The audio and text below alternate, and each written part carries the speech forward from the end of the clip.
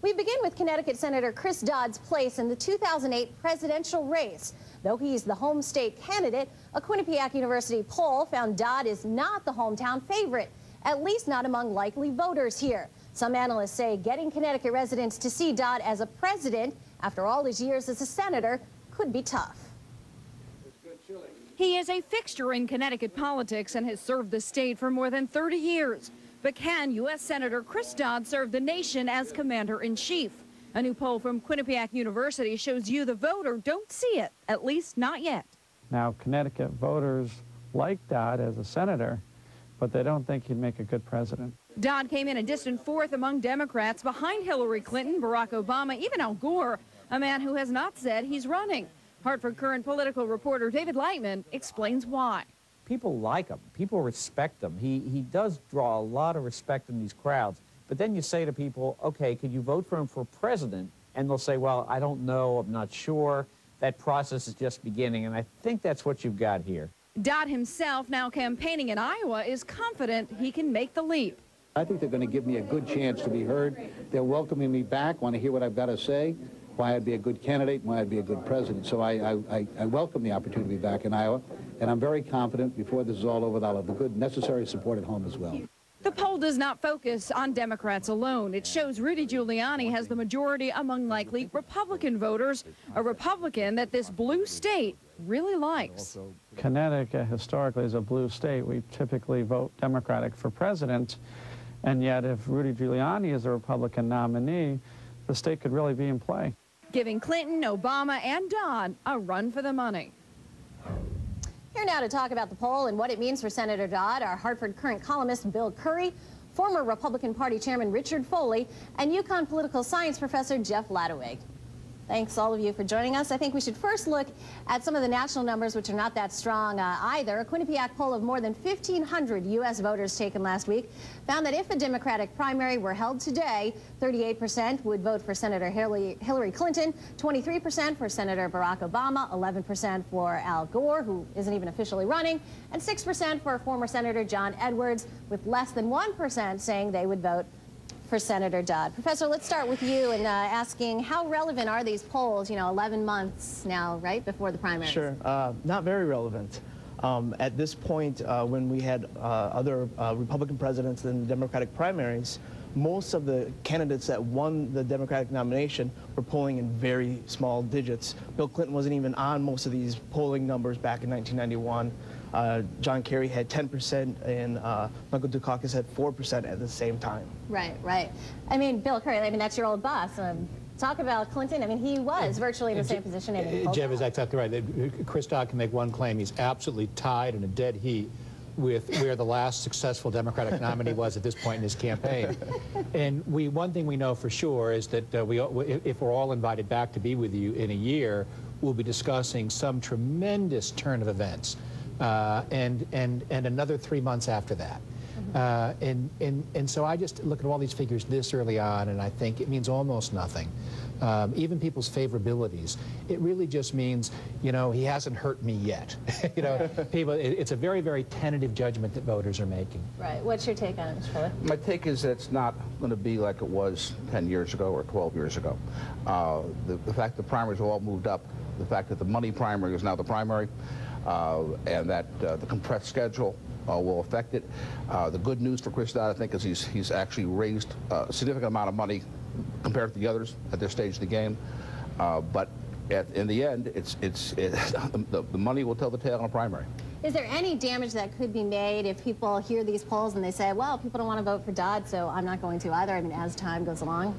Well, as time goes along, certainly. And one of the objectives for any of these candidates is to project an attitude and a style that they can win, that they are an electable figure. And that's what they're all going to be trying to do. And they're all, at this point, able to do that, I would say. Mr. Curry, how do you change his vision, or his image, rather, as a senator into a president?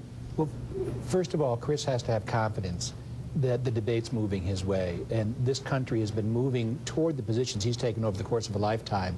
We're so accustomed to thinking of Democrats as the inept minority that when the entire country moves left on Iraq, healthcare, global warming, and a whole host of other issues, we don't even see it until it's already happened. And so the first thing he has to do is, in a sense, stay where he has been. He has been a skeptical, business-friendly, democratic populist in the old mode. One, be himself. And two, he's got to wait and see whether someone in that front, there has to be a stumble in the front. And I do agree with Dick only on this one point, and that is that there's so much celebrity megawattage in this race, and it's so top-heavy and so front-loaded. All the primaries come so quickly. We're making it harder and harder for outsiders to get a hearing, and that's the biggest thing he's running against. And you were saying it's crucial that somebody stumbled. Yeah, I mean, I think what has to happen for Chris Dodd to move forward is Barack Obama must be much closer to Hillary. I think that there has to be a reason why primary voters shop for somebody else, find a brand X, and by them canceling each other, which they're beginning to do with this little David Geffen thing, as a round one of a 15-round battle. That is a good thing for Chris Dodd. The more they slap each other around, the better he looks. Right. And people debated this week whether this little dust-up between Hillary and Obama helped one or the other. I think it hurt both of them. It cast both of them in a very sort of personal, prickly kind of context, and people are so tired of it and want to move on. And that's really what, whether you're Bill Richardson or Chris Dodd or even John Edwards, you're looking to see an opening there. And that opening can come in issues if people are looking for an alternative. But I'll tell you right now, and I work with the legislature as a lobbyist. I've done a lot of campaigns. The Connecticut legislature right now, this week, this month, should change the date of the Connecticut primary to benefit all the candidates, including Chris Dodd, but also all the candidates. It should be a time in February. It should be a Saturday in February. It should be the first or second Saturday in February, and Connecticut should count.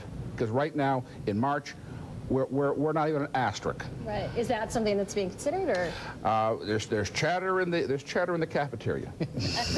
Excellent. So, you know, a lot of people are calling this a vanity run on Dodd's part. I think it's the Republican National Convention. I mean, do you see that ultimately as what it might chalk up to be? No, it's certainly not. I think, you know, Chris Dodd has very serious positions and is a very serious politician, and that, you know, he is interested in putting forward those positions, and that's good for the Democratic Party. It's good for the country.